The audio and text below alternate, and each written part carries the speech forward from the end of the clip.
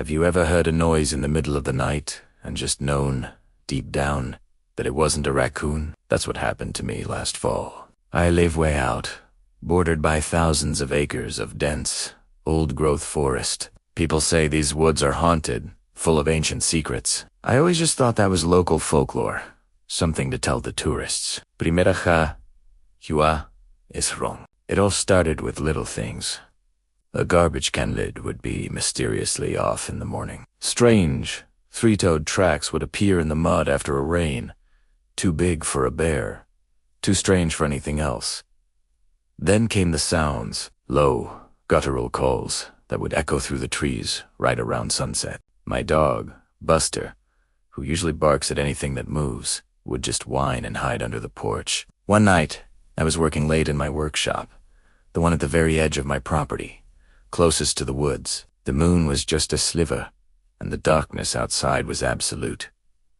Suddenly, I heard it, a soft whimpering, like a lost puppy. I grabbed my powerful flashlight and stepped outside. The sound was coming from the direction of an old, hollowed-out oak tree about 50 yards into the forest line. My heart was pounding, but my curiosity was stronger. I walked slowly, my flashlight beam cutting through the darkness. As I got closer, the whimpering grew louder.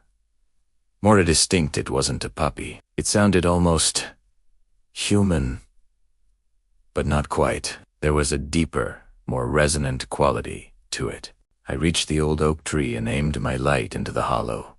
And what I saw, my brain just couldn't process it for a second. Curled up inside was a small creature, maybe 3 feet tall, covered in shaggy, reddish-brown fur. It had large, dark eyes that reflected my light, and they were filled with tears. It was a baby Sasquatch.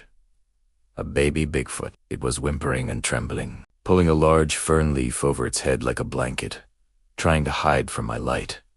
And that's when I understood. It wasn't afraid of me.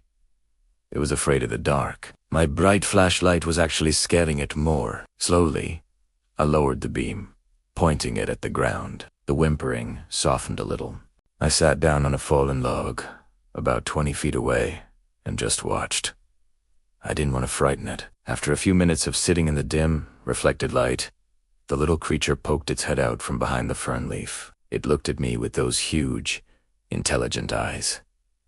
It wasn't a monster. It was a child, lost and scared. I stayed there for what felt like an hour, just keeping it company. I didn't talk. I didn't move. I just let it know it wasn't alone. Then, from deep within the forest, I heard a new sound. 2 short, powerful hoots. Whoop whoop. The little one's head shot up. Its ears twitched. It let out a high-pitched, chirping reply. A moment later, a huge shadow detached itself from the trees. I couldn't make out details, but it was massive. Easily 8, maybe 9 feet tall. It moved with a silent grace that was unbelievable for its size. It walked right up to the hollow tree, completely ignoring me. It knelt down and gently nudged the baby.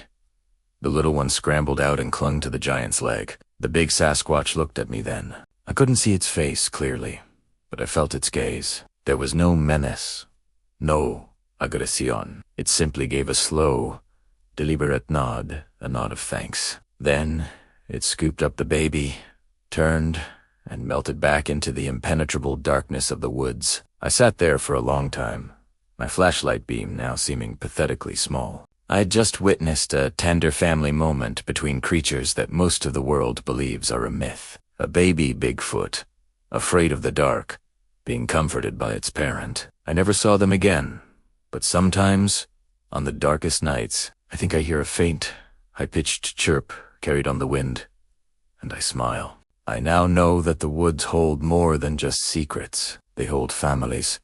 They hold wonders we can barely imagine. I used to think the darkness was empty, but now I know it's full of life. And sometimes, that life is just a little bit afraid of the dark, same as us. I never told anyone in my town what I saw. Who would believe me? They'd think I was crazy, but I know what I saw. That night changed how I see the world, how I see the forest that surrounds my home. It's not just a collection of trees and animals anymore. It's a sanctuary. It's a nursery. I often wonder about that little one. Is it bigger now? Has it learned to be brave in the dark? Sometimes I leave out an apple or a few berries near the old oak tree, just in case. They're always gone by morning. Maybe it's just a deer or a raccoon. Or maybe, just maybe, it's a little thank you from the family in the woods. The experience taught me something profound. We share this world with so much we don't understand. Fear often comes from a lack of knowledge. That night, I wasn't a researcher or an intruder. I was just a neighbor, offering a little bit of light to someone who was scared. And in return, I got a glimpse into a world that is magical, mysterious, and so much more real than I ever could have imagined. The tracks still appear from time to time, especially after a heavy rain. I don't get scared anymore. I just feel a sense of connection, a shared secret between me and the giants of the forest, and I make sure to keep my porch light on, just in case the little one ever gets lost in the dark again. Thanks for listening to my story. Follow for more strange encounters from the edge of the woods. You won't believe what happened next week.